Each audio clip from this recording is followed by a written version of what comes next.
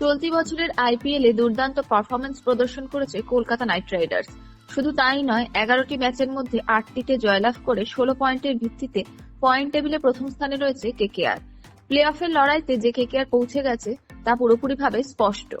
তাই সমস্ত জল্পনা এবং দুশ্চিন্তার অবসান ঘটিয়ে কলকাতা শিবিরে ফিরে আসছেন কলকাতার বিধ্বংসী ওপেনার। কিছুদিন আগেই তিনি দেশে ফিরে গেলেও ফের দলের সাথে যুক্ত হতে চলেছেন তিনি।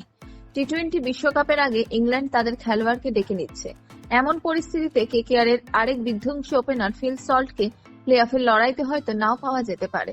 সেক্ষেত্রে সুনীল নারিনের সাথে ওপেনিংয়ে এবার মাঠে নামতে পারেন আফগানিস্তানের তারকা খেলোয়াড় রহমানুল্লাহ গুরবাজ। মায়ের অসুস্থতার কারণে তিনি বিরতি নিয়ে দেশে ফিরে গিয়েছিলেন, কিন্তু মঙ্গলবার জানা গিয়েছে যে তিনি ফের দলের সাথে যুক্ত হতে প্রস্তুত। গত 1 মে তিনি কাবুলের উদ্দেশ্যে রওনা হওয়ার পর পরবর্তী টুর্নামেন্টে তিনি আদৌ কেকেআর শিবিরে যুক্ত হবেন কিনা তা নিয়ে শুরু হয়েছিল জল্পনা। পাশাপাশি ফিল সল্ট দেশে ফিরে গেলে কেকেআর এর ওপেনিং জুটি নিয়েও তৈরি হয়েছিল সংশয়। তবে গুরবাজের প্রত্যাবর্তনের সংবাদে নিঃসন্দেহে মিলেছে স্বস্তি। জানা গেছে আগামী সপ্তাহে তিনি কলকাতার দলে যোগ দেবেন। পাশাপাশি এই বিষয়ে আফগান ওপেনার গুরবাজ সোশ্যাল মিডিয়াতেও একটি বার্তা দিয়েছেন। সেখানে তিনি বলেছেন, মায়ের অসুস্থতার কারণে আইপিএল থেকে বিরতি নিলেও তিনি খুব শীঘ্রই কেকেআর শিবিরে যোগ দেবেন। পাশাপাশি এই খেলোয়াড় আরও বলেন যে তিনি তাদের প্রার্থনা এবং বার্তার জন্য অনেক ধন্যবাদ। এছাড়াও তিনি জানান তার মা এখনো অনেকটাই সুস্থ রয়েছেন।